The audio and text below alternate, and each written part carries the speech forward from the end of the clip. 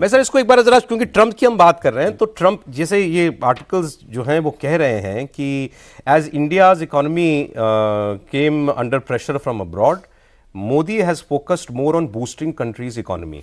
फिर उन्होंने एक जगह ये भी लिखा है कि ट्रंप के प्रेशर का इस्तेमाल मोदी ने रिफॉर्म के लिए किया, कि उनको देश को ये कन्विंस करने में दिक्कत नहीं हुई कि अब रिफॉर्म्स जो लॉन्ग पेंडिंग रिफॉर्म्स हैं, लेबर कोड का रिफॉर्म हुआ, बैंक्रप्सी कोड का रिफॉर्म हुआ है, जो आपने टैक्स में रिफॉर्म किया है, वो सब शायद ना होता अगर हम पर ये दबाव ना डाला गया होता। ये बात सही है?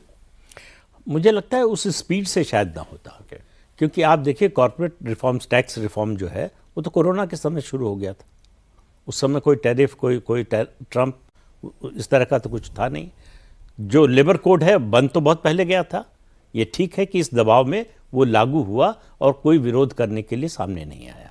ट्रेड यूनियंस को भी समझ में आया, कॉर्पोरेट्स को भी समझ में आया कि ये समय है इसको लागू करने का। इसके बिना आगे नहीं बढ़ सकते। अगर मैन्युफैक्चरिंग को बढ़ाना है तो ये लेबर कोड आपको लागू करना। आम दिनों में लेबर कोड रिफॉर्म पर क्या हंगामा होता हमारे देश में? बहुत ज़्यादा होता। जिस तरह का वो 3 कृषि कानूनों पर हुआ, शायद उतना या उससे ज़्यादा होता, क्योंकि लेबर यूनियंस ज़्यादा ऑर्गेनाइज्ड हैं किसानों की तुलना में। किसान जो आए थे वो कोई ऑर्गेनाइज्ड नहीं थे, लेकिन लेबर यूनियन, अलग अलग पार्टियों की लेबर यूनियंस हैं, वो ज़्यादा ऑर्गेनाइज्ड हैं और उनका इम्पैक्ट जो है वो जब विरोध प्रदर्शन पर, सड़क पर उतरते हैं तो ज़्यादा दिखता है। तो इसलिए आप देखिए, सबसे बड़ी बात प्रधानमंत्री बनने के बाद से एक कंटिन्यूटी देखिए, मेक इन इंडिया, आत्मनिर्भर बनो, ये नारा लगातार रहा और इसकी स्पीड समय के साथ साथ बढ़ती गई। उसकी वजह से आज हम लगातार जो है दुनिया की फास्टेस्ट ग्रोइंग इकोनॉमी बने हुए हैं जी। इतनी विपरीत परिस्थितियों में, शताब्दी की सबसे बड़ी महामारी, उससे भी निकलकर हम जो है सबसे तेजी से बढ़ती हुई अर्थव्यवस्था। राहुल गांधी ने हालांकि अभी 2 दिन पहले शायद दोबारा फिर डेट इकोनॉमी कहा है।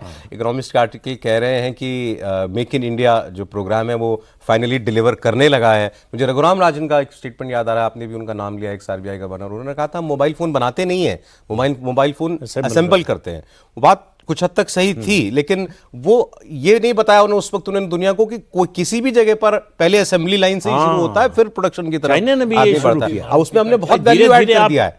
दुनिया का हर 5वां आईफोन भारत में बनने लगा है। फोन बनने लगे हैं, हमारे यहाँ कंजम्पशन जितना ज़्यादा है। चाइना भी यदि करता है तो वहाँ पहले होता है कि उसको नकली बनाता है फिर वो बेचता है। हमने ओरिजिनल, हमने ज़्यादा ये इसको प्रमोट नहीं किया कि हाँ ये नकली भी खरीदिए, असली खरीदिए। आप यदि चाइना गए, जो भी मैं तो गया हूँ देखा, तो आपको कहेगा यही जो है, वो कहेगा ये एप्पल, ये वाला है, एक हमारा वाला है, आप समझ लीजिए। भारत ने इस तरह के फ्रॉड नहीं किए और जिस ढंग से लोगों को अट्रैक्ट किया, मैं यह कहूँ जो आप कह रहे हैं ट्रम्प का जवाब नहीं, पहले से मोदी के बारे में यदि जो समझ, उनका बैकग्राउंड देखें आप, तो वो वो असल में इसलिए नहीं कि आज ट्रम्प क्या करने वाला है, कल कोई दूसरा आता वो भी किस तरह कर सकता है। ब्रिटेन का आप देखिए, ब्रिटिश के साथ भी कितने साल से चल रहा था, जाकर के सबसे पहले उनके साथ एग्रीमेंट हो गया, यूरोपियन यूनियन अब जब आया है। तो आई थिंक कि ये कहना कि खाली ट्रम्प के जवाब में एक जनरल है कि साहब अभी ऐसा हुआ, आज बारिश होगी तब छाता ले आए। मेरा कहना है कि जैसे मेरे साथ में 24 घंटे, मतलब पूरे 12 महीने में अपनी गाड़ी के पीछे छाता रखता हूँ। कभी बारिश से क्या जरूरी है कि बारिश कब होगी। सो सेम थिंग, मोदी का जो लॉन्ग टर्म स्ट्रेटेजी रहती है, देखिए, बल्कि आप यदि वाइब्रेंट गुजरात में आप भी गए होंगे, तब भी अमेरिकन, उस समय में लोग आने लगे थे जब सारी दुनिया कुछ कहती थी, कुछ भी कह रही हो, तब भी वाइब्रेंट गुजरात में अमेरिकन फॉरेन मिनिस्टर में, नाम इस समय याद नहीं आ रहा है, मतलब आया है, कोई भी रिकॉर्ड में देख सकता है। So he was studying. और दूसरा, when he was in organisation, तब भी वो अमेरिका की पॉलिटिक्स को स्टडी किए हुए थे, ये लोग नहीं जानते हैं। 1 महीने के लीडरशिप प्रोग्राम में भी उनको बुलाया गया था, when he was only in organisation. ये कहना कि ट्रम्प को देख करके ये, वो ट्रम्प तो अभी वो धंधा ही करता रहा ना, he is like a proper dealer कहेंगे। ट्रम्प ने सर उसको प्रेसिपिटेट तो किया ही नहीं, नुकसान जो डैमेज किया ना, तो उसको यदि इन्होंने देखिए, इन्होंने कहाँ ज़्यादा जवाब दिए। वो बार बार कुछ भी कह रहा है, लेकिन प्राइम मिनिस्टर ने अभी तक कोई जवाब नहीं दिया। मेरा ये कहना है कि यदि आपने अपने को लगातार अपनी कंट्री को मजबूत करने के जो तरीके अपनाए, अब हमने नहीं कहा ना, अभी भी हम वो कुछ भी कहता रहे समझौता हमने कराया, लेकिन इसके अलावा यूरोपियन यूनियन के साथ, मर्केल के साथ, जो अभी जो ताज़ी बात करें, ये जो यूरोपियन प्रेसिडेंट है, ये मर्केल के उसमें भी मिनिस्टर रही हैं।